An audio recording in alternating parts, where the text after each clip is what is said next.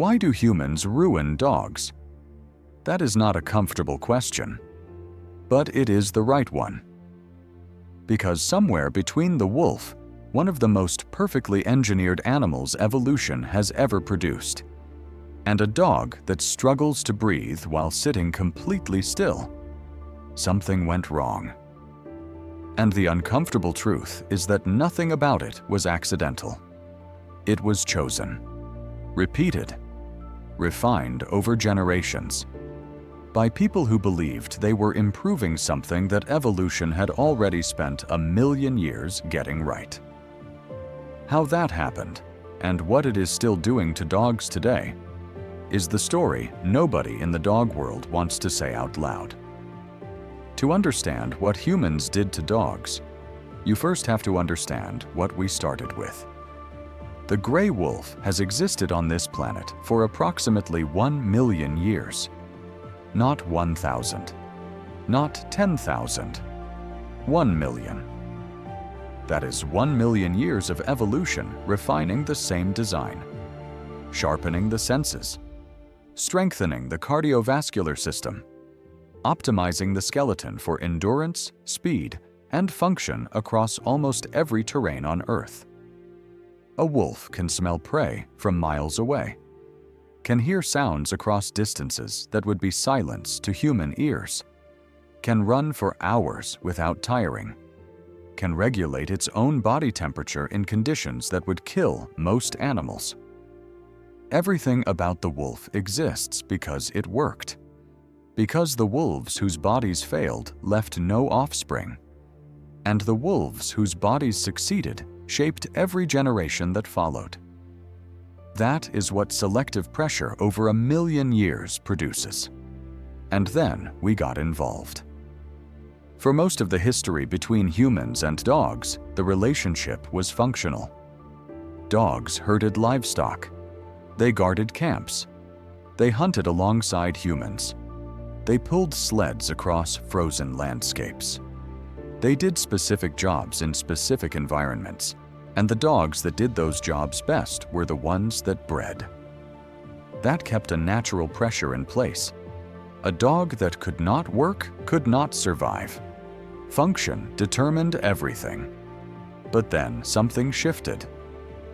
As human societies became wealthier and more stratified, dogs began to serve a different purpose. Not just working partners, status symbols, aesthetic objects, living demonstrations of a person's taste, wealth, and refinement. Emperors in ancient China declared certain short-faced dogs imperial property, equal in status to jewels. European royal courts bred dogs to be decorative rather than capable. The smaller, the more unusual, the more visually striking, the more desirable. And desirability, for the first time, began to matter more than health. Once that happened, the direction of dog breeding changed. Not toward what the dog needed, toward what humans wanted to look at. Here is where the science becomes uncomfortable. When you selectively breed animals for appearance, you are not just changing how they look. You are reaching into their biology and rearranging systems that evolution spent millions of years calibrating.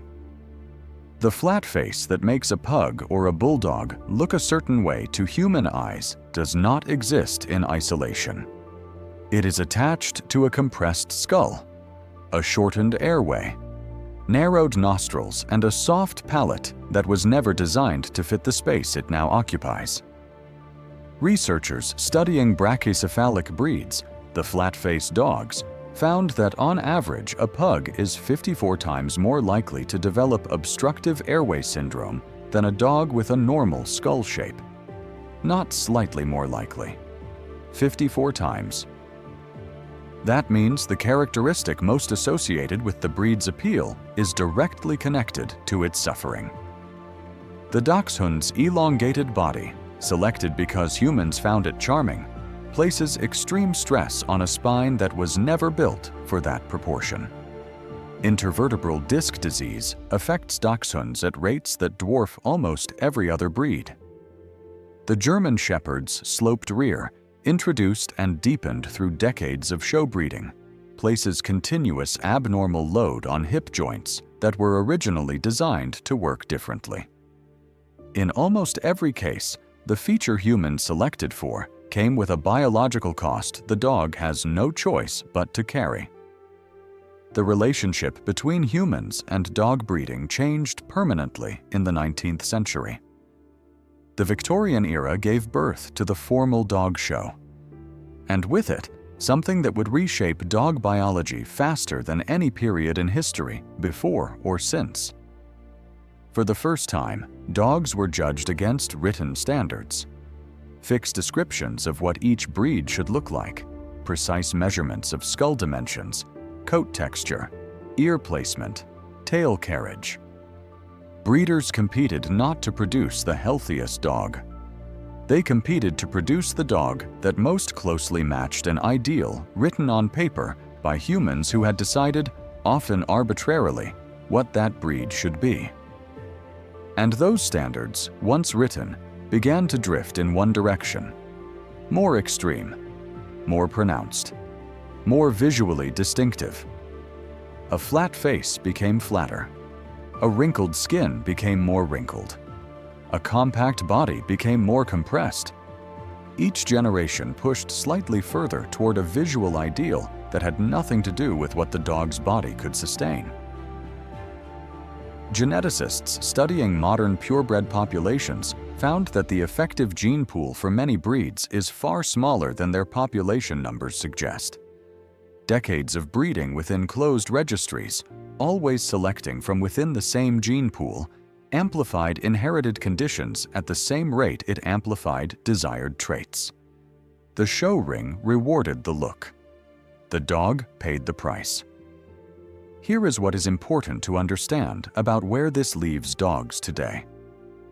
The animals living with these conditions did not inherit them by chance. They inherited them by accumulation, by generations of human decisions that compounded over time into biology that cannot be undone by kindness or good intentions. A pug, born today, did not choose his skull shape. He did not choose his compressed airway, or his protruding eyes, or his skin folds that require daily cleaning to prevent infection. He was built this way, deliberately, by a process that selected for those traits specifically because humans found them appealing. Researchers studying quality of life in brachycephalic breeds found that many owners significantly underestimate the degree of respiratory difficulty their dogs experience daily. What owners describe as their dog being relaxed, the snoring, the slow movement, the preference for lying still, is in many cases a dog managing a body that makes exertion genuinely difficult. We did not ruin dogs out of cruelty. We did it out of something more complicated than that. Out of preference, out of aesthetics. They trusted us completely, the way they always have. They still do. The question is not whether we can undo what has already been done. The question is whether we are paying enough attention to understand what we are still doing. And whether the animal that has given us more loyalty than we have ever fully deserved might finally deserve something better in return.